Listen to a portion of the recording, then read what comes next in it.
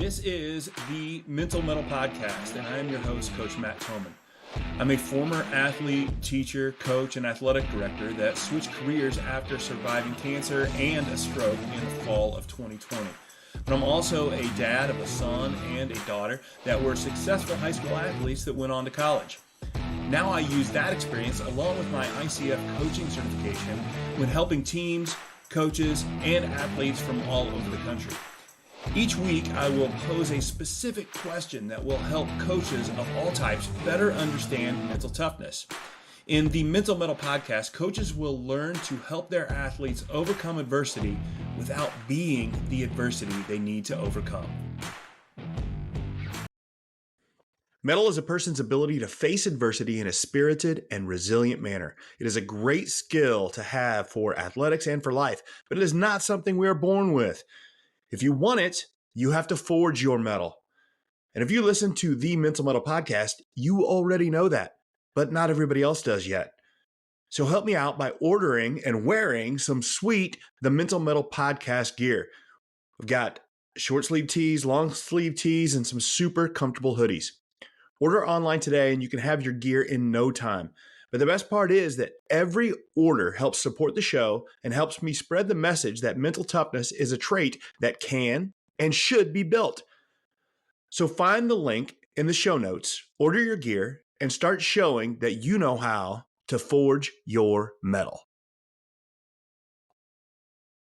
And welcome back to the Mental Mettle Podcast. I am your host, Coach Thomann, and I'm here with my guest today, Steven Rankin.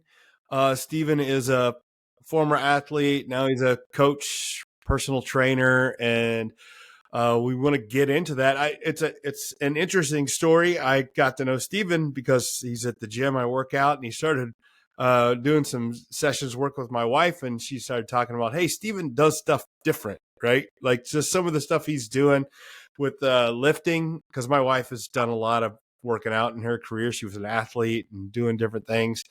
And she was like, hey, I've worked out with a lot of people and Stevens does stuff different. And I really like what he's doing. And we'll get into that a little bit, but I'm going to do the same thing I always do on any podcast with a guest. I want to get into your background and your athletics and what you did as a kid. And we're just going to run through that whole scenario. But that's a long way for me to say, welcome to the show, Steven. Thanks for having me. Absolutely. Hey, you bet. So talk to me a little bit about your background in athletics and where you played, what you did. I always like to have a little background on every guest I have. Right. Yeah. I'll just kind of start in high school. That's pretty much where everyone starts everything. So I went to White House High School. I played under Jeff Porter and Coach Ryan Hamilton, who is now the current head coach of White House. Played there for 4 years. Man, that's when I really started coming into learning what it meant to kind of be a quarterback, play quarterback, left that out, to be a quarterback, to be a leader. Really fell in love with that whole kind of that spotlight thing. Not in the sense of, hey, I want attention, but I wanted to be the guy that was accountable and that was leading people. I wasn't really a great follower. I just didn't know how to do it. I wanted to participate in that role, but I didn't really know how to do it. After White House, I walked on to Charleston Southern University in Charleston, South Carolina. Played there for a couple years. Really, and we'll get into this with the training, but because of the training I was doing, I was never healthy. Always had shoulder problems, so really was never able to get any traction there. And I was hoping I could earn a scholarship, but I ended up having to leave because really wasn't playing, so I wasn't going to get a scholarship, blah, blah, blah. After that, I came home and hadn't really given up my desire to play football. But I was working, and then I was still training as if I was on a team. So I was still throwing all the time. I was working out. I really was in the best shape of my life when I got home from college. And I found a little semi-pro league that had promises of, stepping stones to get to all those leagues that were starting up, like the AAF and the UFL and the USFL and all that stuff. It was like, this is a farm league for the farm league to be a farm league, all that stuff. But it kind of ended up being a scam. Lost a lot of money and lost a lot of time as well. But I was 19, 20 years old. I was stupid. But after that, it's like, look, I'm done with this. Let me get into some coaching, kind of see where I want to go, and that led me into kind of the certification that I'm in now. Yeah, that's a long story short, sounds like, but we're definitely going to dive into that. And if anybody's listened to this hasn't heard it before, I've had Coach Hamilton on the podcast. Of course, he was the assistant when you were at high school in high school. And when you're talking about learning how to do some things the right way, I have no doubt that like that was a great tradition and a great coaching staff there. What sort of things did you pick up on in high school that you still sticks with you today? Right. It's funny you say that because when you're in high school, you kind of mock that stuff, right? Like, oh, this is stupid, like bunch of old traditions and stuff. But man, it's something special. Like when you have something that gets preserved for years on end, it's something special you're able to carry with you past those 4 years that you're there, right? You've established a foundation of something into these kids and into the people that are affected by that program. That I mean, it sounds kind of cliche, but it really does change their life in either a good way or a bad way, depending on what these traditions are. Absolutely, that's a great way to put it because I see that all the time. Yeah. So, man, what I learned from and this is no knock on Coach Porter at all. I love the man, but Hamilton was really he was who I was with more. So Hamilton was really more of my coach. And him and Chad Broderick, who is, I don't know what school he's at now. He's been at 4 or 5 different schools since the last note, but they were a little bit younger, a little bit more easy to relate to. And man, there was standards of you act a certain way, you work a certain way, you prepare a certain way, and when you don't do those things, not only is there going to be punishment, but there's going to be consequences to your results, right? So if I'm not a certain person on the field and off the field, the way I handle things, the way I handle my life, the way I handle my relationships, the way I handle my studying for the game, there's going to be consequences, and that rides over into your life as a grown man. Of if I don't do things the way that men do things, then there's going to be consequences, right? And it's not necessarily punishment; it's just natural consequences, and that's one of the things that I learned from them, probably more than anything else, to be honest, more than X's and O's. Well, I love that what you said there about the consequences, because I think, and the difference between consequences and punishments, I think a lot of coaches focus on all the punishments. If you don't do this, here's going to be the punishment, and that sort of thing has to happen somewhat. Right. But a coach can help an athlete understand that if I don't prepare in the right way, and I don't act the right way, and I don't lead the right way, the consequences are going to show up on the field. And it's not it doesn't have to be anything that the coach does. It's just a natural consequence of the game. But making a coach that makes sure the kid understands that connection is invaluable. Mm-hmm. Absolutely. Yeah. Yeah. So I have no doubt that you got that. Coach Hamilton's a great guy, great coach. And it kind of brings up to me that I talk to a lot of coaches, high school, college level, even some pro level. Like, it's like when you said when you're in high school and you don't realize certain things, like some of the best coaches I know are at the high school level, and everybody just assumes, it's just because they're a high or a college coach, they got to be better than a high school coach. It's not necessarily the truth. There's some really phenomenal high school coaches out there. And I think, probably what you experience is a situation like that. Yes, absolutely. So carry on that idea, like, as you got to Charleston Southern, how was that different? How was it the same? What did you notice as far as the coaching and the way you were, the way you were coached? Yeah, man. CSU was a unique place. It was a really small Christian school. Like it was FCS, but there was only man, I think there was like 3,000 or 4,000 people in the whole school.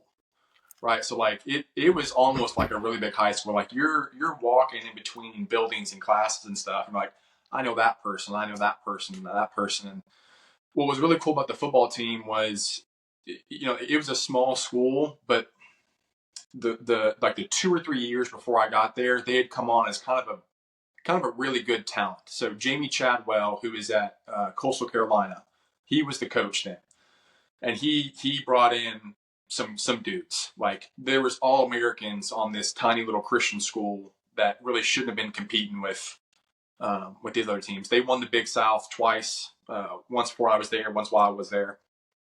But it was still this family atmosphere. It still felt like small town, high school, like intimate. Like you had relationships with your coaches, you had relationships with your chaplain, you had relationships with your teachers.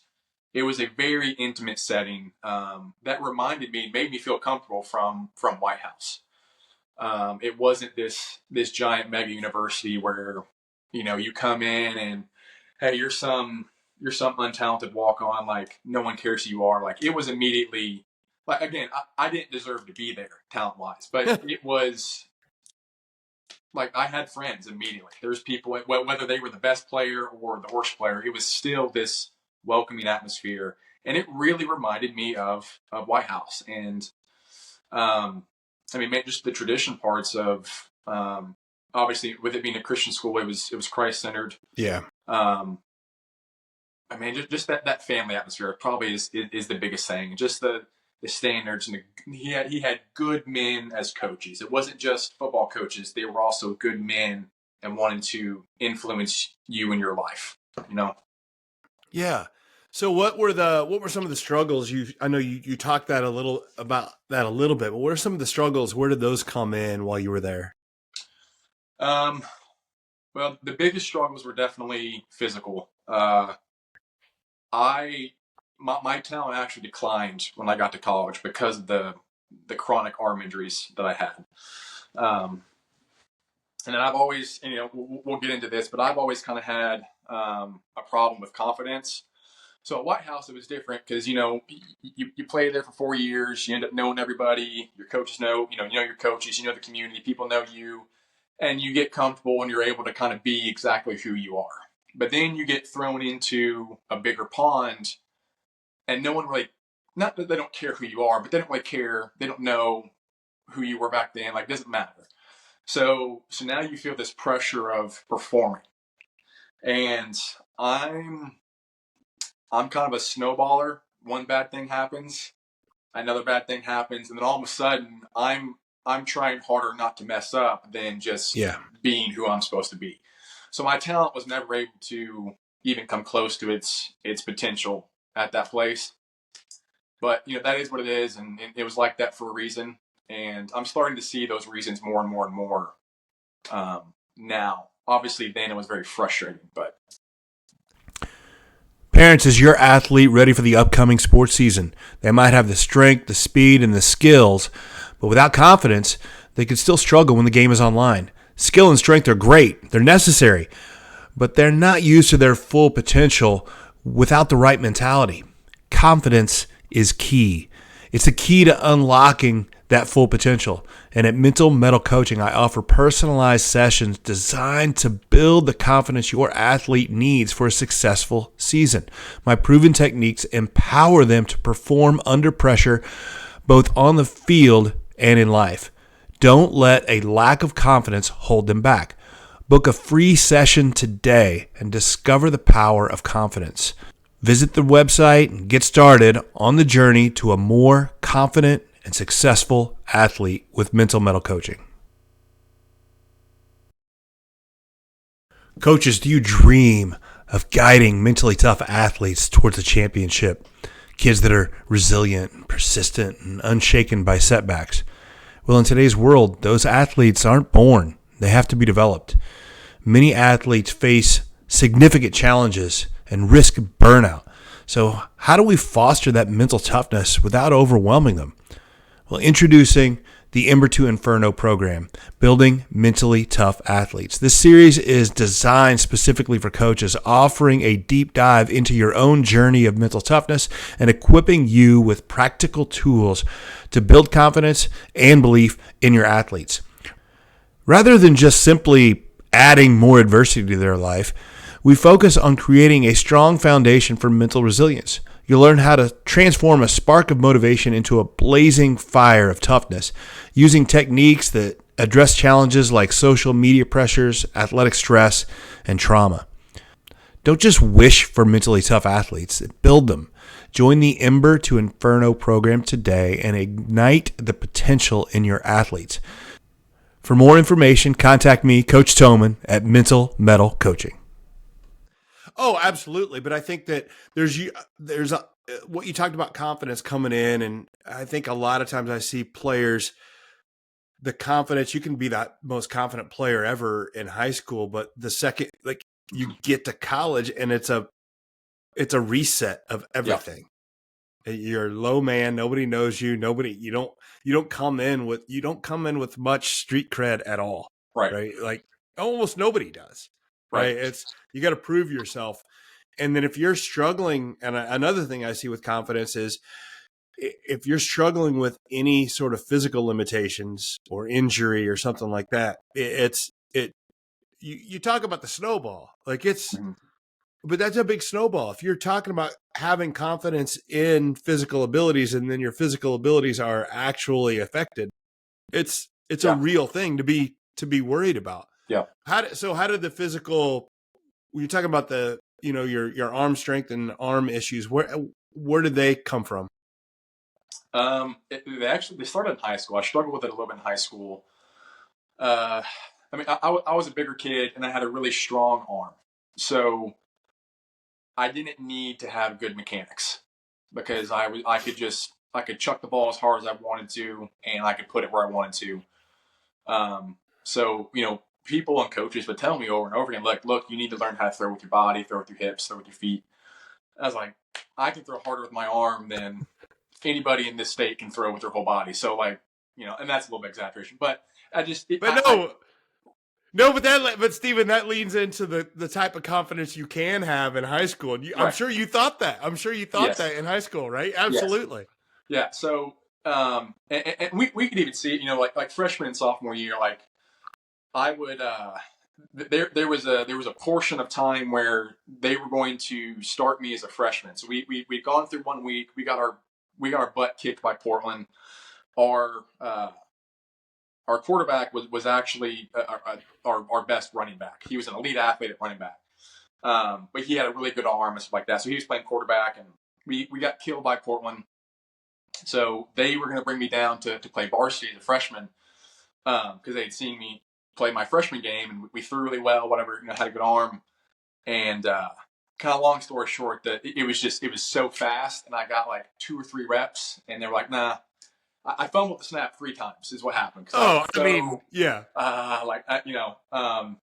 up going a different route. But I would still practice with the varsity in passing drills and all that stuff. And that was bread and butter, comfortable for me. It was like, hey, wide open person running a go route, drop back, chuck it as hard as you can. Like, I would shine in that stuff, right? But the arm stuff really started showing itself probably junior year. I remember there was a stint of time for about 3 months where I couldn't throw. Like, I literally couldn't lift my arm up to throw a ball. That would last through winter, and that happened 2 years in a row. I'd go through a little stint where I couldn't throw, and then summertime would come and everything would work itself out. But so always had kind of just uncomfortableness with the arm, with the shoulder.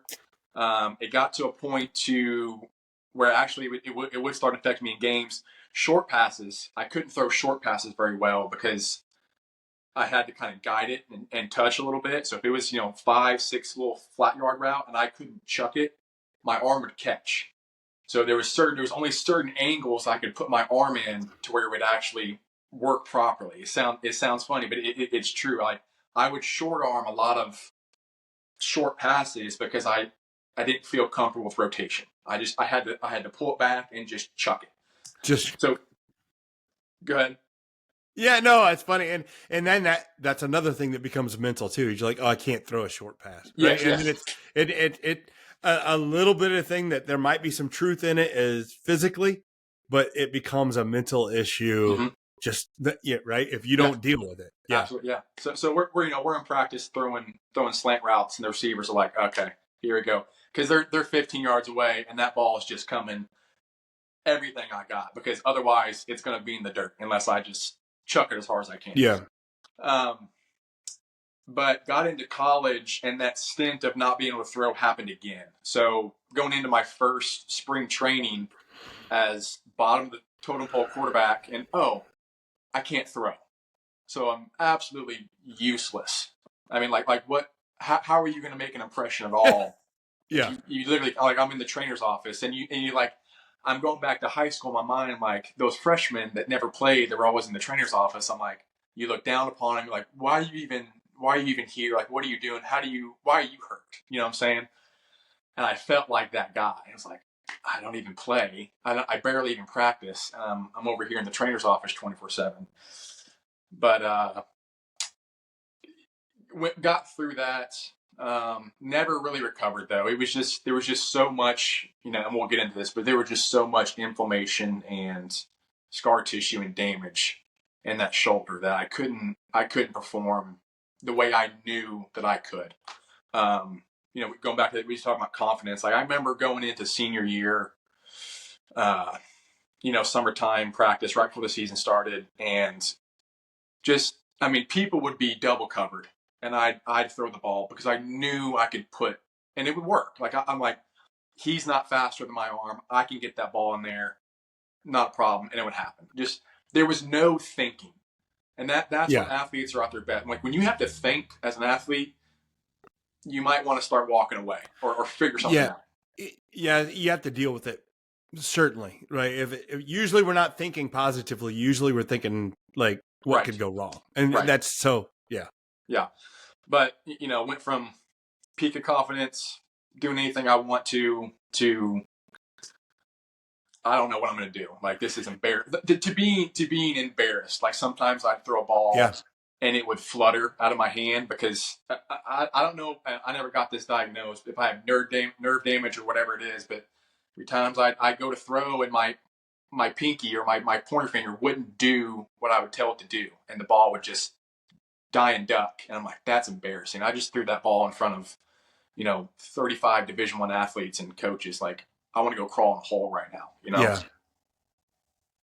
It so the injury you had, you talk about the inflammation, the scar tissue. I mean, it was just overuse, Yeah. likely. Yeah. Yeah. Just, I mean, no rotation with the body. Just pull back and chuck it as hard as you can. So it's interesting because your ability to just absolutely chuck a football, right, is probably something you had since you were a kid, right? Yeah. Yeah. Right. And it's one of those things. It's at one point, I'm sure you talked about, we started your story when you were in high school, but you probably learned you could absolutely chuck a football since you were a little kid, right? Yeah. Right. And that's probably something people look and watch. Man, he's got this beautiful physical gift, right? He can throw a football. It's fantastic. And it's the best thing in the world. But if you lean too much on these physical gifts, like you said, it becomes a roadblock because you're like, I don't think I need to do anything differently because I have these physical gifts, right? Yeah. And I see that all the time with athletes, especially when they're physically gifted early. They're strong, they're physical, and all these things. It's like, well, I don't have to do anything different. Right. I don't have to do anything different. I don't have to work as hard. I don't have to try anything different. I don't need any different mental approaches because I've got this arm. That's all I need. And it becomes a hindrance at some point. Physical limitations like that can hinder your progress if you're not careful. Yep. Yeah. So I say it all the time. It's just be careful of that kid that is really, really good, really, really young, really early, because it's a struggle for them. Yeah. Whenever the physical gift is not enough, they don't know what to fall back on. Yeah. Yeah. And you can see that when your confidence starts, Right.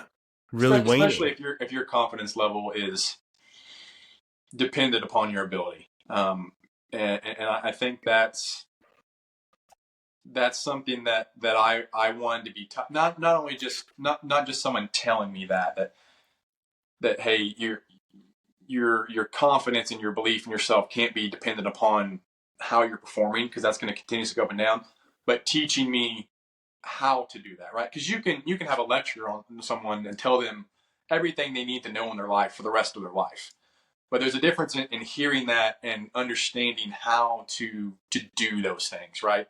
You can say, and this is what it's a pet peeve of mine when coaches are like, "Hey, there's no leadership. You guys got to be leaders. This is why we're suffering. This, you got to lead these young guys. They're looking up to you." What does that mean? What does it mean to be? What does it mean to be a leader? Like you're telling me these things, and I'm starving for direction and instruction, and I don't know what that means. I mean, everyone's got different background lives and stuff. But like, I didn't get that from my dad. Like, I didn't learn how to be a man from my dad. So like, I need you to teach me that, not just tell me I need to be a man. I need you to teach me what that means. You know what I'm saying?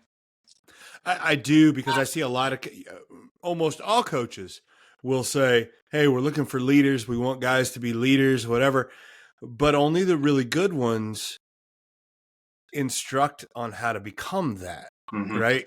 And I think that I've worked with some teams before that have said that before. They were like, "Hey, we realize we're looking for leaders, but we're not actually developing them. Right. We're just saying we want them." Right. And if we have a kid that shows up to our program, that is a leader and a strong leader, fantastic. We'll put them up at the front. We'll have them do all these things. Sure. But if we don't have that kid, we're in trouble because we don't know how to develop it. Yeah.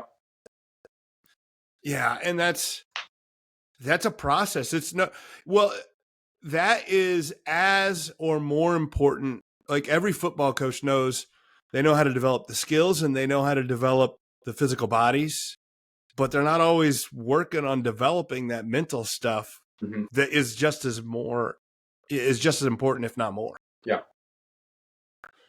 Yeah. So you leave. Eventually you leave college, and like you said, but you're still. It's interesting when you talk about, and then you try to do some semi-pro stuff. Mm-hmm. And and you can speak to this, but I'm seeing in there, you struggle with your confidence, which was all based on your physical ability. And when that starts to falter, you lose the confidence. And a lot of that is probably because that was your identity, was a football player. Yeah. Yeah. And you're like, I don't know what else to do. Right. And that leads you to trying some semi-pro stuff, right? Mm-hmm. Which, as you said, probably didn't go great. Right. Yeah. So, man, a lot of this goes to the spiritual journey is tied into it as well. So, my dad, I'm the youngest of five, and dramatically younger than everyone else. My parents were they were well advanced when I came along. So they got divorced when I was 7. My dad is currently, I want to say he's like 66, 67. So not crazy. My mom was 45 when I was born. So both my parents are well advanced in age. By the time I was really coming into middle school and high school, my dad was suffering from some mental instabilities. So he was on a lot of medications, which made things worse. Yeah. He didn't have great parents either. So there wasn't really a lot of raising going on with me, which in some ways made me really arrogant, because I was, which every kid thinks this, but I was smarter and more capable and blah, blah, blah than my parents. But it came in a different way, because I was kind of the spiritual leader of our house, which as a middle school and high school kid isn't good, because yeah, because now I'm interpreting scripture and prayer as a 15, 16, 17-year-old kid, and I'm right. Like, I know more than than you do, right? So there was this huge arrogance in my spiritual life, and huge, not humility in a good way, but like bad humility in my physical life of not very good at this. I can't. I'm not confident what I'm doing with this. But anyway, I say that to say like there was a lot of doubt and conflict going on in my mind all the time because I had this intellect ability to be able to question and search and want to find answers, but I could never find those answers because I was never being led spiritually by someone who knew those answers, right? So I was coming to conclusions that were not necessarily true because I'm just looking at my environment, trying to find these answers in my environment, trying to use logic. And that's not how a lot of the spiritual stuff works, right? So football after, like high school, like growing up in high school and college, I'm like, this is what I'm supposed to do. Like I'm supposed to be a football player. I'm not going to college for school. I'm going to play football. And when I was done with college, I'm like, well, there's no way I'm done with football because this is God's will. Like this is what yeah. And so when all that say, like growing up, my dad would love to slap God's will on anything that he thought we needed to do. And that's why it's just like throw a sticker on it, right? It's like, right. So I learned that, and that led me wrong in a lot of ways, right? So I would feel or want something and say, oh, this is God's will. So it was obviously God's will for me to go play semi-pro football, right? And my dad is, to this day, my dad still wants me to go try out for the Titans. Absolutely. Right. That's parents. That's the world over. Dad goggles are the best, right? Yeah. They just are. Yeah. But so he finds this semi-pro league. He's like, look, I'm going to pay for your tryout. Like you got 2 months. Go get in shape. Start throwing again. Blah blah blah. I'm like, all right. So I'm kind of growing up at this point a little bit, but I'm still still drinking that Kool-Aid, Yeah. And so go try out, and my flag sure went up because I was the best guy there by a landslide, and like that's not even being me like, hey, I'm really good. Like these guys were just bad. They were just bad. So there's all that, but yeah, I got in really good shape for that. Again, I was in the best shape of my life. I was making my own regimen. So that's what kind of clicked in my head later on. I was like, look, when I left college and high school, I was making better workouts than I was getting there. Like I was getting better results all across the board from my own regimen that I was making. I was like, I can do this, for other people. Like I know how to get you faster, stronger, more powerful, whatever it is. The problem was I was in chronic pain. Like I said, I was as fast as I ever was. I was as strong as I ever was. I was as big as I ever was. But I couldn't go for a walk. And this is a true story. When I was engaged with my wife, we went on a walk on the Greenway, and we're a half mile in. And I'm like, I have to lay on the ground. I had to lay on the ground because my hip had locked so bad that I couldn't walk anymore.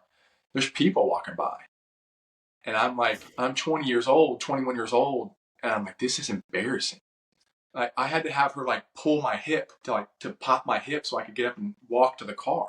We're going for a half mile. I'm like, I can run a 40-yard dash. I can lift whatever I want off the ground, but I can't go for a walk. Like every time I get in the car, I got chronic low back pain. Every time I pick up something just in the slightest wrong way, I'll get a back episode and I'll hit the ground because I got nerve pain going from my low back into my calf. I'm like, how can I reconcile these two? How can I be in such good shape in the prime of my life, but also be in horrible chronic pain? I'm like, and I got to the point of anxiety. I'm like, what am I going to feel like when I'm 40 or 50? Yeah. So that led me to my certification. I started searching all over the place, right? So went deep into stretching and yoga and chiropractic and acupuncture and the TENS units and the recovery programs and whatever you want to name it. I was trying it, and sometimes it would help the symptoms, but nothing ever fixed the problem. And then I got my first personal training job. I'm becoming a personal trainer in this process. Like these are parallel. And got my first training job at a gym in Nashville. And one of the trainers there, we kind of became buddies. And I was telling him kind of my story. He's like, "Man, you got to try this GOTA stuff." He's like I'm only a couple months into it, but like it's kind of changing the way I do everything. It's changing how I'm doing my workouts and making my regimens. I'm like, you know what? Why not? So his brother was actually a certified coach. So all right, so stop for a minute and explain this. I know you're going to explain it, but what is this GOTA? Because I'd never heard of it. Yeah. So GOTA is an acronym. Stands for Greatest of All Time Actions or Athletes. They'll kind of replace the last A. So this is really cool, and this is why I've latched onto it so quickly. And obviously, I've seen results now, but this is why I latched onto it so quickly. So they use slow motion video to analyze movement patterns, right? So slow motion video wasn't available for the public until iPhone in 2010, right? So you're not able to, unless you got expensive equipment, to just film someone running and break it down. So they look at indigenous tribes, they look at animals, they look at toddlers and babies, and they look at elderly that are still moving well into their 70s and 80s without walkers and canes, stuff like that. And they're looking at good and bad movement patterns, right? So what I loved about it so much was that it went back to the original design. So whether you believe God created the earth or you believe whatever you believe, there's still a design, right? So when you find a design and then you find patterns in that design, you see that anything that's outside of that pattern is going to corrupt, right? So when I film indigenous tribes or I film babies and toddlers or animals, and I start to see a pattern of this is how the foot hits the ground, this is how it leaves the ground, this is what happens with the thigh, this is what happens with the hip, on and on and on and on. I can develop these laws. So the global laws of GOTA are that whenever we're training, our feet are always shoulder width apart. And when I say shoulder width, I mean under your hips. I don't mean like kind of a wide athletic stance. I mean like you got about a fist width distance in between your stance. Lo and behold, that's how we see the kids stand. That's how we see the indigenous tribes stand. Right. That's how we see animals stand, right? There's not this wide, crooked foot, splayed stance. The hips are back, right? So everything in GOTA, every train, no matter what we're doing, the hips are always back behind the chest and the ankles. And the more power we're putting into the system, the more that hip is going to pull back, right? Lo and behold, that's how the toddlers stand. That's how the indigenous tribes stand. That's how the animals sit and stand. That's how the elderly who are still moving well, that's how they stand, right?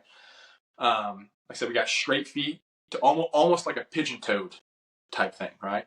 So everything is lined up. Everything is in columns. Everything is in what we call the back chain, which translates to athletics. So the back chain is when my hips are resting back behind the hips and behind the chest and the ankles. So you think about any athletic position in the world, it is a balls of the feet, heels up, butt back, chest forward position. Yep. Everything in the gym is the exact opposite. It's a crooked foot, wide stance, flat foot, hips forward position. So there's two different gears that the human body has, right? So I need the ability to move backwards. I need the ability to pick stuff up off the ground, right? I have to have that as a human being.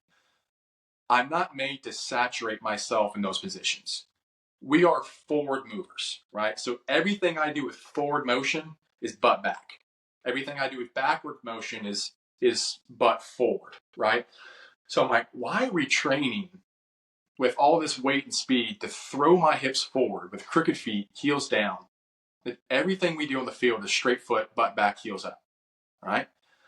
Like that don't make no sense. So you can say that, okay, we're just trying to bigger, stronger, faster. Absolutely. Right. Barbells will do that. I have never disagreed that power lifts and Olympic lifts will make you stronger, faster, more explosive. The problem is what we've seen with the slow motion video is that the same exact movement patterns of barbell lifts is what an ACL tear looks like. It's what an Achilles tear looks like. It's what plantar fasciitis looks like.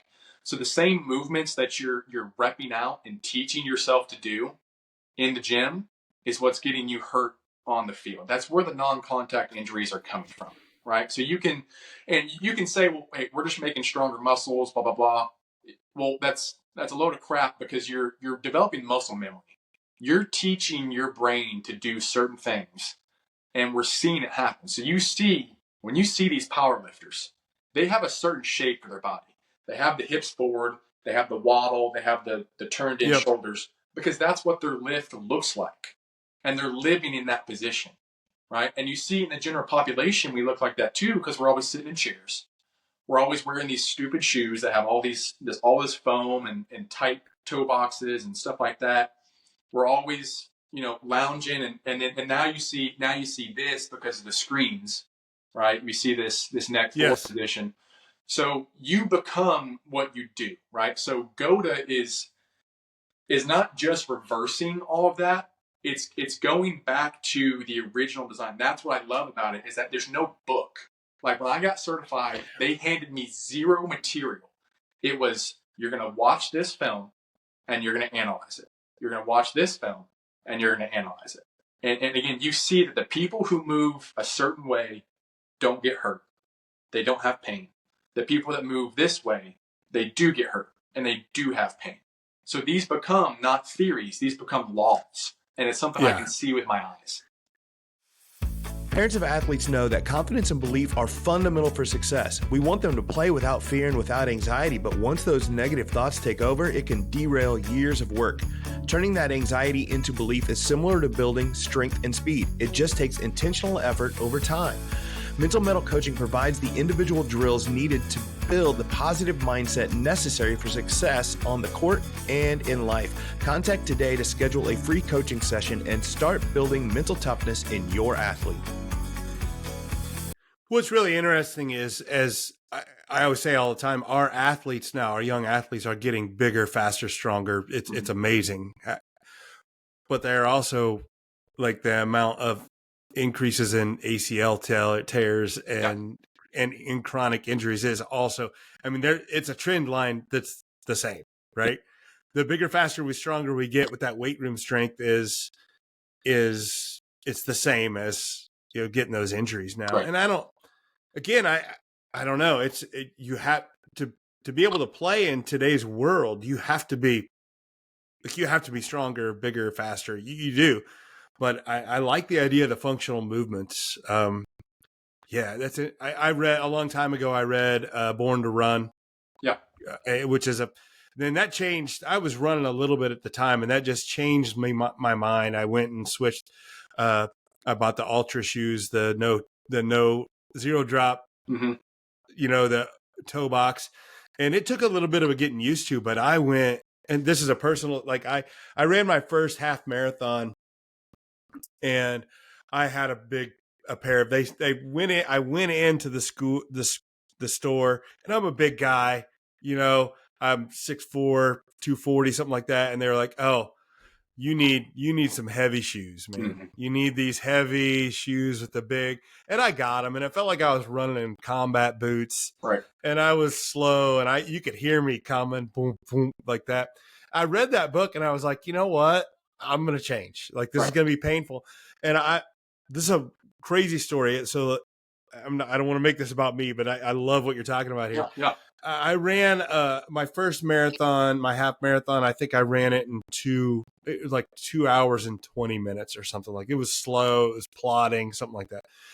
After over a few years I changed. I didn't even run some barefoot running. Like, not a lot, but I did enough, right? And then I used those shoes, and I got to the point, at 6'4", 240, I ran a half marathon an hour and 38 minutes. There's like a 7:38 pace, and Right. I'm like, Wow. and people. But what's funny is people would see me run. They're like, "Well, you run weird. You run on your toes." And I'm like, "That's how you're supposed. Like you're supposed to, Right. right? Like." And so I love what you're saying, because it changed so much for me to just read a book and be like, wait a minute, you don't have to do it the way everybody thinks you're supposed to do it. Right. Well, Yeah. it's funny that you say that people said you look weird, because really you're the one that looks weird. Like, this is what it used to look like. Yeah. Like you can, I have an archive of photos from, first of all, indigenous tribes, but photos, from 60, 70 years, even 50 years ago. And everyone's feet are straight. Yeah. Like, even like the businessmen, like the heavier people, like they got straight feet. It's like, things are different now, right? And whenever I bring this up to especially sports people who are deep in that world, they're like, no, it's the turf, it's the surface, it's dehydration, it's misfortune, whatever it is. Like, they want to point the blame and guilt everywhere else. Like, no, man, it's the movement patterns, right? So, like, you're teaching your kids to drive their heels in the ground, and when that heel hits the ground, that ankle locks. And when that ankle locks, now the shin and the thigh are in disharmony, right? So the problem is that once the fitness world became exploded, now we start treating everything linear, because what we do as humans is we put systems and categories and names on everything. Yeah. Yeah. So we do our science on cadavers, which are dead bodies just laying on a table, and I can manipulate that thing to do whatever I want, and I can chop that thing up and label all these things however I want to. But if you're not looking at this thing like a system, you're not seeing it, right? So it's not linear. There isn't 3 planes of motion. It's all planes at all times, right? And you don't see that until you break things down in slow motion, right? So that's where we get the knee drive and the foot force in the ground, and that's not what it is. When you really look at it, it's bows and corners. So it's a loading, which is the bow. Like, you pull bow and arrow, like, it's the loading of that hip and that thigh, and it's the snap, close, and the release of that stuff. It's how does the foot play with the hip, and how does the hip play with the shoulder? Like, all this stuff is connected. And what I'm looking at when I do an assessment on someone is, where are you falling outside of the box? So, like, I have this perfect 10 of what you should look like, where everything's in harmony, everything's working together. And when I see this part lagging behind, or this part's closed, or this part's compressed, I'm like, look, that's where your pain's coming from. That's where your inefficiency's coming from. That's why you can't throw this kind of pass, because you don't have that ability, because your joint's compressed, right? So it's not that I'm super smart. I'm not. I'm just following the right map, right? So you think of this with, like, you could be the best. I don't know what people who follow map, the people that make the maps, the cartographers or something. Yeah. You could be the best one in the world, right? But if you give me a map of Detroit and I'm in Chicago, I'm never going to figure it out, right? So these other people they have these super detailed, beautiful maps that they're following with their fitness world. But the problem is that doesn't exist. That's not the human body. You've just created something in a book. That's not what we're actually seeing on film. So that's why I don't have back pain anymore. That's why I can get up off the couch and sprint without stretching and not be in pain, right? Like, to be honest, and I don't tell my clients this very much, I really don't work out that much anymore. I don't do the stuff that I used to do, but I can still go play basketball and throw a ball now and get on the floor. Like, I'm on the floor with my son all the time. I don't hurt because I'm living in these shapes. I'm not just doing it at the gym. Like, I'm not in the chairs at home. I'm not wearing this big, stupid, clunky shoes. I'm not doing a bunch of bench press and, linear, old-fashioned movements and stuff like that. That's why I'm out of pain. I haven't been to a chiropractor in 4 years. I don't take ibuprofen and Tylenol. I don't use Icy Hot. Like, I don't need to. You know what I mean? Yeah. No, it's cool. I love the story. I love the idea, and what it really. It's funny when you were talking about how you were putting God's will, that label, on stuff, right? And you're like, well, my God's will was for me to play football, and Right. you thought that, and you thought that. And what I like to do is, because I do believe things are God's will, but we don't understand his map, right? Right. His plan. Like I don't think you end up here doing what you are doing without going through the struggles you went through. Sure. And so maybe it was his will for you to play and for you to also fail at it so Right. that you could move to what you're doing now. Right. Right. It's just, we don't always understand. And that's what I love about it, is being open to how things work out. Yeah. Yeah.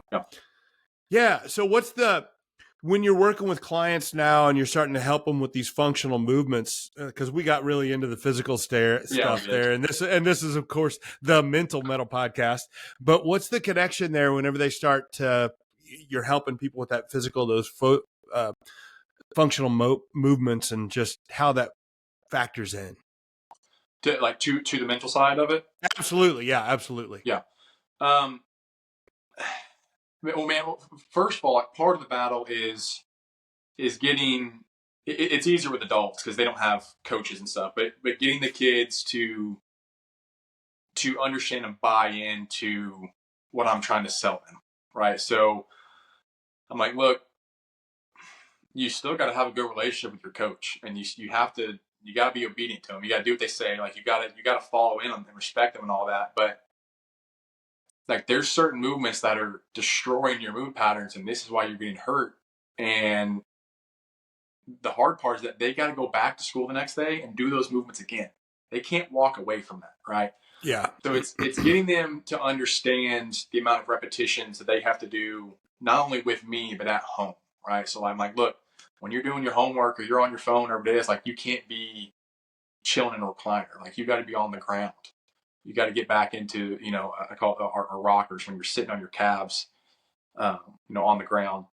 And then, I mean, it's interesting you brought up the mental side. It's like the biggest, most influential conversations for me, and still to this day, especially as a kid, that changed me and made me think, were organic conversations where I had a struggle or something came up in conversation and someone asked a question.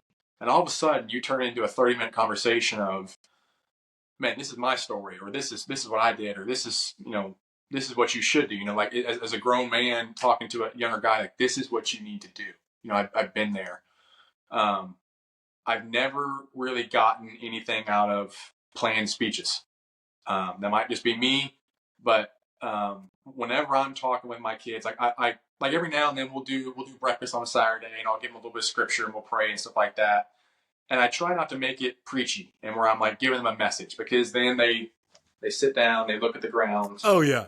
And there's no connect. But if they ask a question about, hey, this is what I did with my girlfriend the other day, or like, hey, this is my one of the biggest examples. I got a kid who, he's a baseball player, good kid, love him, and we were just talking. Everyone's talking. There's 4 or 5 guys in there, and they can just start bantering. And he goes on to talking about like what he wants to do and his dreams and stuff like that. I'm like, hang on, wait a minute, like, let's rephrase what we're saying here. Like, what do you mean what you want to do? Like, your dreams, your aspirations, like your goals. I'm like, does that fit into the kingdom of God, right?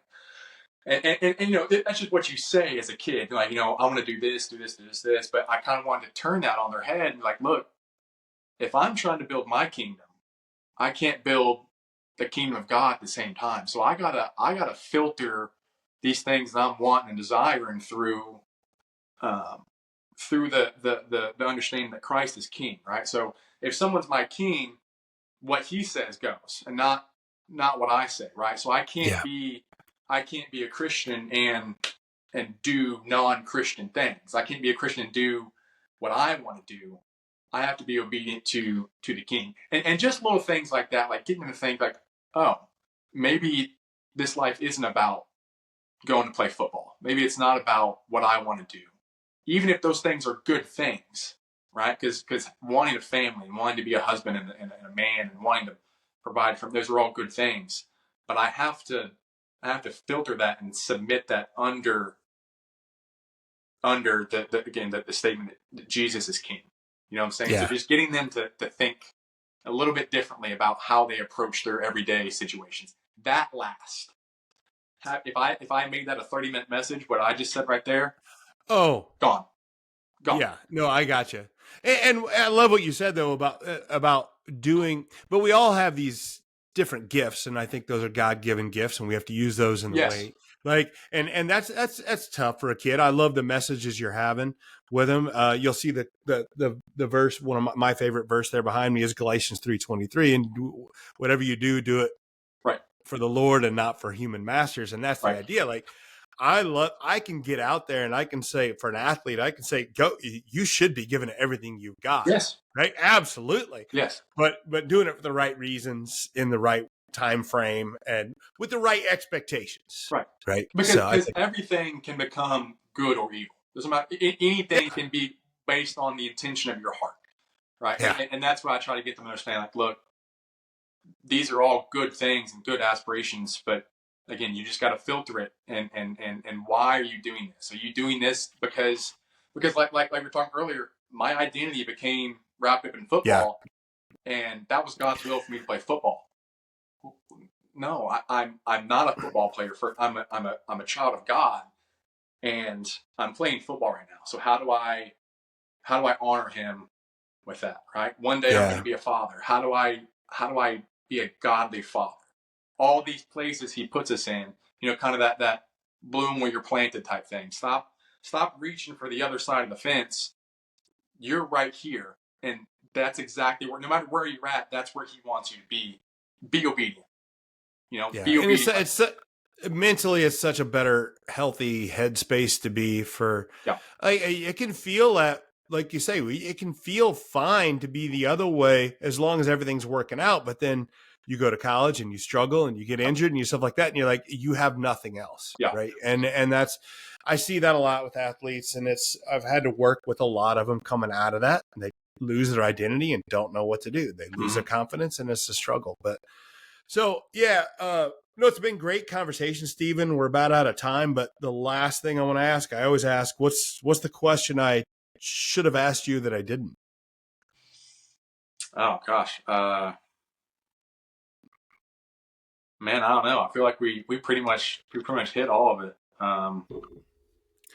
Yeah, we've been all over the map this conversation, and I don't mind that at all. I love it being an organic conversation. It's been fun. I enjoy it. I love talking to people that have found their passion, love what they're doing, and whenever my wife, and because my wife likes working with you because like she's had back issues, she's had it and had surgery, and now she feels so much better, and so it's like she loves it. I love it for her, and it takes somebody with passion and looking at things a little bit differently to help that out. So I appreciate it, and I appreciate you coming on. Absolutely, love being here. Yeah. So, all right. Well, thanks again. I appreciate it. Absolutely. All right. See you, Steven. Coaches, do you dream of guiding mentally tough athletes towards a championship?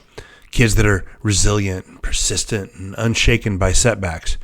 Well, in today's world, those athletes aren't born. They have to be developed. Many athletes face significant challenges and risk burnout. So how do we foster that mental toughness without overwhelming them?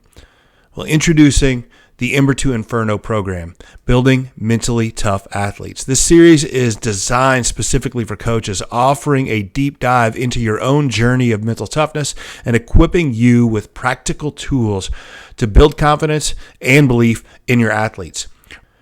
Rather than just simply adding more adversity to their life, we focus on creating a strong foundation for mental resilience. You'll learn how to transform a spark of motivation into a blazing fire of toughness using techniques that address challenges like social media pressures, athletic stress, and trauma. Don't just wish for mentally tough athletes, build them. Join the Ember to Inferno program today and ignite the potential in your athletes. For more information, contact me, Coach Thomann, at Mental Mettle Coaching. Yeah, so a great interview with Steven Rankin. I enjoyed that interview. We got into a little bit more, like as I mentioned, and they're a lot more physical than we usually do. But it's a topic that I find fascinating. And part of that is because with my biology degree, I get geeked out on the science part about it. Like I've read that book I mentioned, Born to Run, and about how like how we've changed humans and we've not moving in the way we should have, and the injuries. And the reason that ties in with me is I work with a lot of athletes who have injuries, and that's can be devastating. As he mentioned, it really derailed his life for a while. You get injured, don't know how to handle it. You lose your identity as a player, and you don't know what to do. And I don't know that I have the answer for the best way for your kid or for you to work out. But I think that there's definitely some workouts that we do now, some big heavy lifting, and that we're putting our athletes through that are can be detrimental, cause a lot of pain, cause some injuries. You can't deny that injuries have gone up. I end up having, like I said, having to end up working with a lot of athletes after those injuries. I don't know the answer. I'm not a kinesiologist. I don't understand all that, but I love talking to somebody who looks at it differently and sees how they can change things, because I think it's funny we say change it, but all he's just going, this movement is about going back to the way it was. So it's changing it back. But just an interview with a passionate individual and also a Christ-centered individual. I love interviews like that, talking about people that have found their calling, their passion, and really believe in what they're doing. Anytime you can find an individual like that, there's something to hear from them. There's pieces to take away in the success that they have and the passion that they have. I love having interviews like that. And it ties in to what I do, because I wish I'd have had a guy like Steven when he needed it. Working with athletes and doing this mental coaching that I do is where it pops up. I notice is, as he mentioned there, is helping them realize that it's not their identity. Like, you have an identity beyond the athletics. And that can feel like, but I like being a basketball player. I like being a football player. Absolutely. I get that. And when you're a young athlete and you're successful, especially if if you are especially a scholarship athlete or going on to college, it is a huge part of your identity. It just is, especially with today's media, what the importance we put on that stuff, it's there, and it feels like it's fine until you struggle in that sport and you really start to question your identity. And if we start to question our identity, who am I? That asking that question, where you have to be like, if I'm not a basketball player, if I'm not a football player, if I'm not a volleyball player, then what am I? And usually we don't come up with a great answer right away. We think that it means that we're nothing because we've never even considered another example. It's like, I am a basketball player, so I'm struggling now. That means I'm not worth anything. Even if you don't say those words out loud, it becomes. He mentioned the snowball effect, and he talked about like that's something that happens to him, and I'm here to tell you it happens with a lot of people. When you start to question your identity and you start to not be what you used to be, if you don't have a backup plan or something solid to land on, you start to spiral down. And that can be something, a real issue for a lot of athletes. We hear more and more issues about college athletes struggling. We've lost some college athletes to suicide and things that are, it's terrible stories. And it's tracked back to that, is that high pressure. They're not performing like they wanted to, and they struggle. And I'm not trying to say I'm not trying to scare anybody, but I didn't bring that up. That happens. And I think that we have to have that identity beyond just the athletics.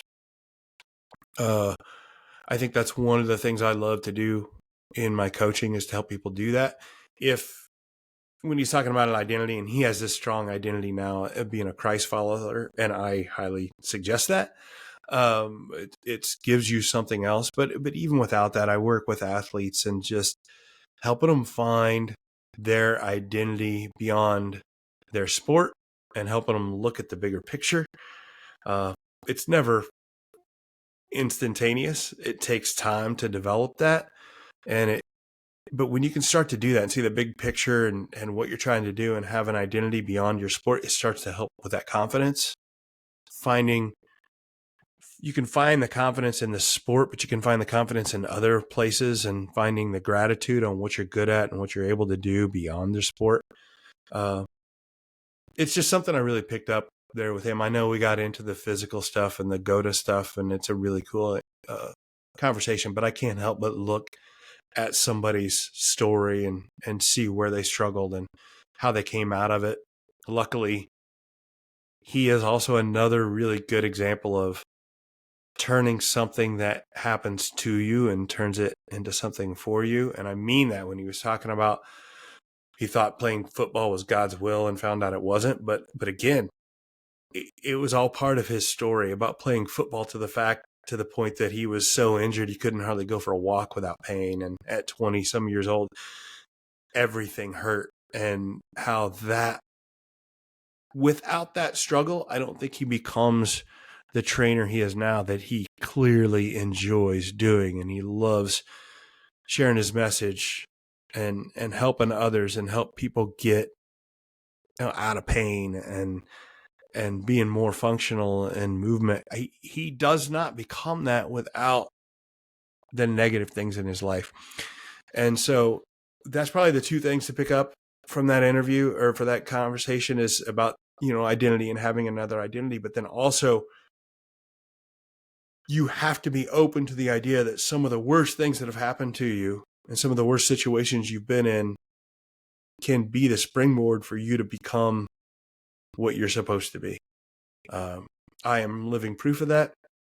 I'm here having a conversation with you about confidence, mental toughness, and doing all these things. And it is only because I had a 4-month span where I battled cancer, had a stroke, battled anxiety, and completely lost my confidence and had to redirect the way I thought about things. I don't have this podcast. I don't have this business. I'm not doing what I'm doing now without those things. So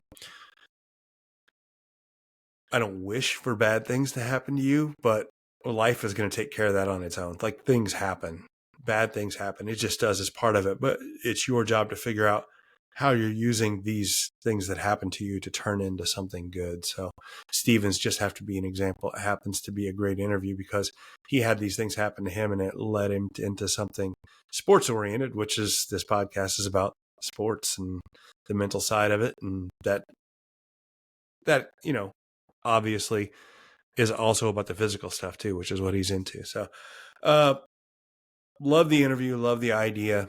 And I appreciate you all for listening. Do not forget, share, subscribe, share it with others, and always be checking out my offerings. This is a free resource. Putting out this podcast is free for everyone. But don't forget, I'm here. I'm a mental coach that works with athletes. I work with teams, and I come into schools and do professional development. I do all those things just to help develop the mindset it takes to become more mentally tough. I can help work with coaches, work with the athletes, work with educators. I do all those things. I love doing those things. So if you have any questions about those, just shoot me an email, coachthomann@gmail.com, or just check my website. All that stuff's in the show notes. Check it out. Send me an email. Check out the website and let me know if you have questions. So, but until then, until I hear from you. But for now, this has been the Mental Mettle Podcast. I'm your host, Coach Matt Thomann, and always remember, forge your mettle. Thanks again for listening to the Mental Mettle Podcast, produced by Coraggio Media. Sponsored by QuickCut, a video management platform for every level of play. And by Mettle Coaching, helping athletes learn to face adversity in a spirited and resilient way. The Mettle podcast is created each week to help players develop more mental toughness, and that is something that will help all of us. So help me out and like and share the Mettle podcast with your friends. Until next time, keep forging your mettle.